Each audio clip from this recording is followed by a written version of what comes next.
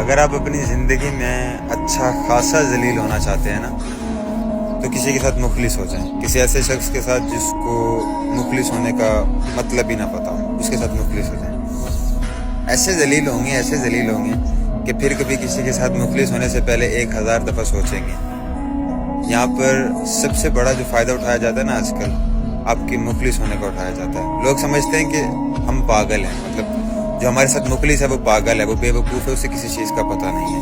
حالانکہ ایسا کچھ نہیں ہوتا ہے. سامنے والے کو آپ کے سارے کرتوتوں کا پتہ ہوتا ہے, آپ کی ہر چیز کا پتہ ہوتا ہے, لیکن وہ پھر بھی اگر اگنور کر رہا ہے آپ کی کسی بات کو, آپ کی کسی ایسی چیز کو جو اسے ہرٹ کر رہی ہے, یا کوئی ایسی حرکت, تو اس کا مطلب ہے بس وہ مخلص ہے آپ کے ساتھ اور آپ کو شرمندہ نہیں کرنا چاہ رہا. یہ مت سمجھا کریں کہ آپ بہت سمجھدار ہیں اور سارا کام اتنی صفائی سے کر رہے ہیں کہ سامنے والے کو پتہ نہیں چل رہا. ایسا بالکل نہیں ہے. سامنے والے کو ہر چیز کا پتہ ہے. جو محبت کرنا جانتا ہے نا, اور جو مخلص ہونا جانتا ہے, اس ہر چیز کا علم ہوتا ہے بھائی.